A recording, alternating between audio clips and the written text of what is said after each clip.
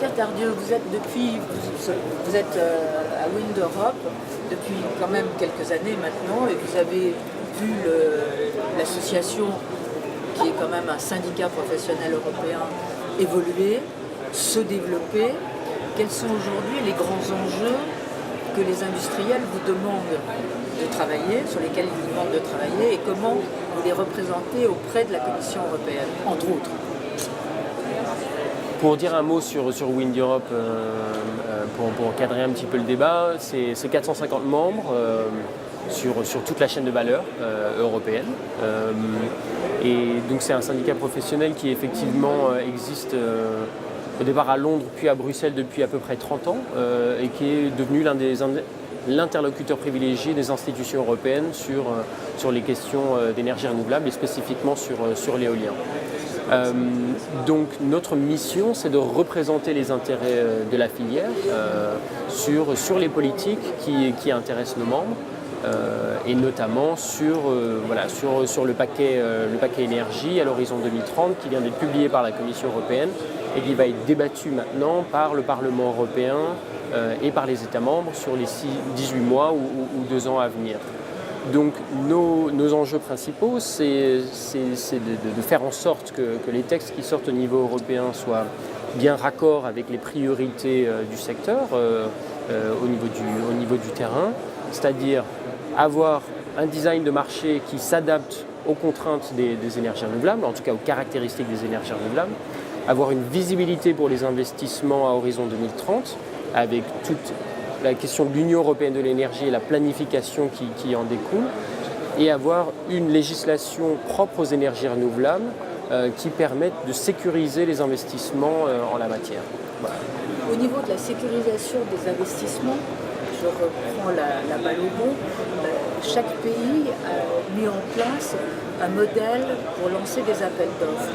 Est-ce que vous pensez qu'il serait intéressant aujourd'hui, sans créer une uniformisation de ce type d'appel d'offres, mais en tout cas de voir quelles sont les bonnes pratiques et de récupérer un certain nombre de dossiers qui ont été étudiés, notamment le dialogue compétitif, etc. Qu'est-ce que vous en pensez? Non, effectivement, c'est essentiel d'avoir un véritable dialogue au niveau européen en matière de bonnes pratiques. On voit qu'il y a des choses à retirer, par exemple, des Pays-Bas, où il y a eu un accord de principe entre l'industrie qui s'est engagé à réduire fortement les coûts de 40% à l'horizon 2020 et en contrepartie à avoir des appels d'offres extrêmement réguliers tous les ans de 700 MW. Et cette visibilité, c'est ce qui permet aujourd'hui d'avoir une baisse significative des coûts. On voit la même chose au Danemark où le gouvernement s'engage de manière très claire à prendre une grande part du risque, notamment du risque lié au projet, notamment sur les travaux préparatoires, le raccordement au réseau, qui permettent aux développeurs de développer des projets à très bas coût. Et à terme, ça bénéficie évidemment aux consommateurs qui a des prix de l'énergie maîtrisés. Il est intéressant aujourd'hui de voir qu'un des problèmes au niveau de l'emploi dans le cadre de l'Europe, c'est effectivement la possibilité d'avoir des diplômes qui soient reconnus dans les différents pays, mais aussi la possibilité de trouver des compétences qui sont dans d'autres pays que celui dans lequel on cherche à implanter un parc. Donc, est-ce que le problème des travailleurs détachés peut également exister dans les énergies renouvelables de la mer? Alors c'est un vrai sujet, c'est vrai qu'on doit tirer le meilleur parti des compétences qui existent en Europe et souvent on a par exemple des ouvriers en Europe centrale et orientale qui sont capables de travailler sur des projets d'éolien offshore par exemple sur la côte allemande. Et donc il ne faut pas être dogmatique sur le sujet et vraiment tirer le meilleur parti des compétences existantes dans la mesure où c'est un réel gisement d'emploi à terme. Donc Wind Europe va participer à un projet européen prochainement qui va chercher à cartographier justement les besoins en matière de compétences pour avoir un développement très ambitieux sur les énergies marines. L'Allemagne et les Pays-Bas viennent de lancer un grand projet, enfin annoncent demain, je crois, un grand projet, justement avec le soutien de la Commission européenne et du directeur de l'énergie, de la DG Énergie. Est-ce que vous pensez que ce type de projet qui doit rassembler l'ensemble des pays d'Europe du Nord peut se développer dans d'autres pays. Et en tout cas, en Europe du Nord, quelles vont être les contraintes et les difficultés de mettre en place ce type de rapport? D'abord, l'industrie est intéressée par ce type de projet, donc c'est les gestionnaires de réseau, hein, notamment donc, Tenet, voilà, c'est ça. Notamment Tenet et Energinet DK qui s'engagent sur ce projet, mais à très long terme, donc à l'horizon 2050. Pour nous, c'est intéressant parce que tout ce qui va dans le sens d'un développement de l'éolien offshore à moyen terme est bon à prendre quelque part.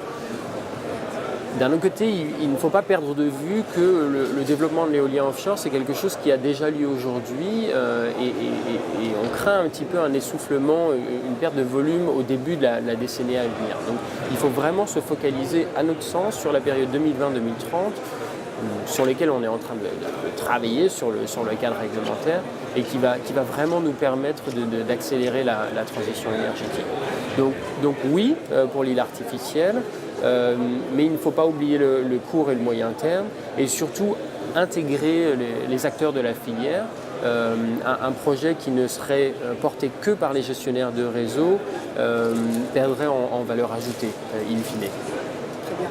Est-ce que vous avez l'impression qu'au niveau européen, les citoyens d'un certain nombre de pays acceptent mieux ou s'approprient mieux les énergies renouvelables de la mer que d'autres? Est-ce qu'il y a des méthodes telles que la conférence de consensus qui avait été mise en place au Danemark de manière ancestrale?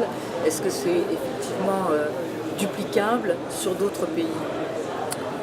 Effectivement, là encore, un échange de bonnes pratiques est toujours très très riche en enseignement.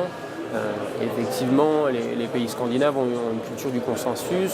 On se rend compte que faire le travail en amont avec tous les acteurs, les populations locales, mais aussi, on a parlé aujourd'hui des pêcheurs, etc., c'est absolument essentiel pour s'assurer qu'il y a vraiment un soutien au niveau local pour les projets et éventuellement limiter le nombre de recours. Donc là encore, il y a un échange et Wind Europe s'attache à faciliter ce dialogue. C'est une dernière question qui est sur la place des PME, des PMI et des laboratoires de recherche dans Wind Europe. Alors comme je disais, effectivement, Wind Europe représente l'ensemble de la chaîne de valeur, en ce compris un certain nombre de laboratoires, d'organismes de recherche, des organismes extrêmement connus qui sont en pointe, comme DTU par exemple, mais aussi des acteurs beaucoup plus petits et locaux. Et c'est aussi les services financiers, c'est aussi les services d'opération et de maintenance, etc. Donc on a du mastodonte industriel, Siemens, jusqu'aux plus petits membres de la TPE qui fabrique un poumon, etc. Mais qui contribue donc à ce développement. Et à la chaîne de valeur. Exactement. Merci beaucoup, Pierre. Avec plaisir.